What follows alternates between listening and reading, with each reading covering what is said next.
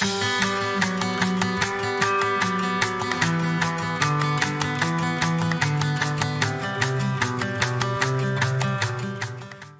morning, River of Life. It's good to spend some time with you again. Just a midweek devotion, just a thought to encourage you to continue to ponder and to think about what we are busy with in this season. And we are focusing on one of the last verses of the book of Thessalonians, 1 Thessalonians, where Paul is closing the book and he's making this encouragement, this declaration, almost a prayer of faith that he's speaking out over that congregation. And he says, "Now may the God of peace himself sanctify you completely, and may your body, soul, and spirit be kept blameless to the coming of the Lord Jesus Christ." And it's a powerful statement, because the work that God started, he promises that he will complete, and he encourages, he almost implores this congregation, the church of Thessalonica, to work with that and to journey with that in that progress. And we started off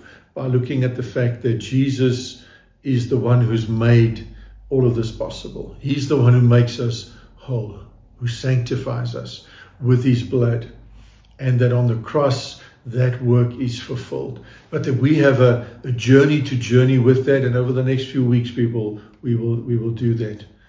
But I think this morning what I want to focus on is that so often as Christians and as the church, once we come to salvation and once we journey for a while with God, we tend to forget that there is a problem, and that problem is sin, and that problem separated us from God.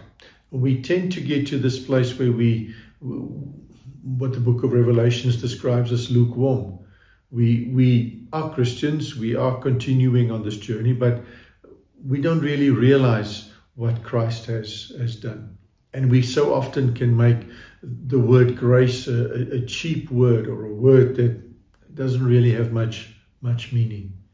But every single day, we should be reminded of the fact that we were once sinners, that we were far away from God, and that nothing that we did could get us back to God, but that it is the grace of God, it is the work of Christ on the cross that has brought us back. And I want to read you a verse from Isaiah 64, that says, "When we display our righteous deeds, they are nothing but filthy rags.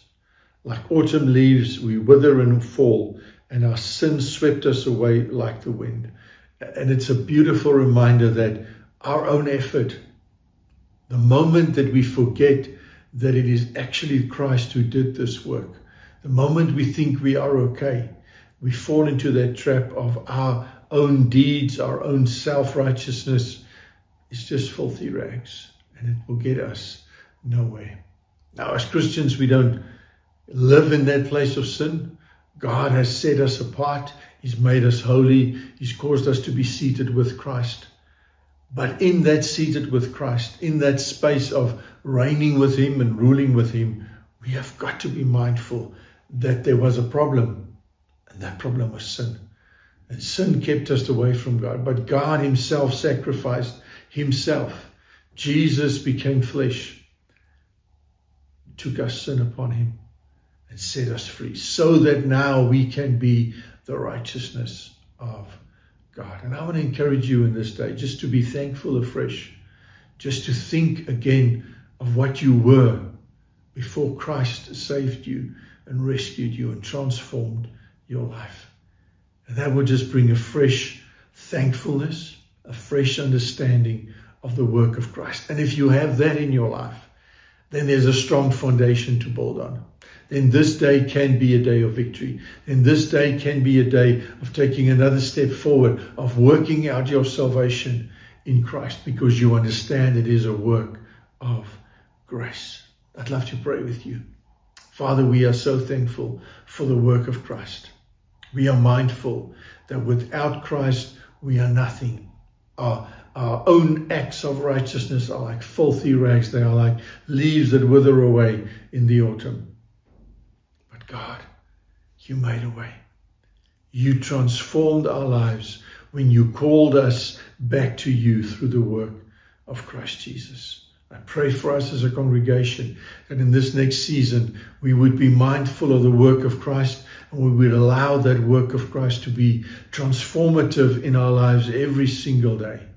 I pray for us as a congregation, wherever we find ourselves this day and this week, working or at school, university, just at home, doing the things that you've placed in our hands. May we be reminded of the work of Christ. May that work be transformative in our lives. May it give us the energy and the power and the conviction to continue to surrender more and more of our lives to you, so that you can work a work of sanctification within us. And may it be a work that impacts our bodies, our soul, and our spirit. May we be transformed into the image of Christ. And we honor you for this work in our lives. In Jesus' name, amen. May you live in the truth that the grace of God is a reality and it is transformative in your life.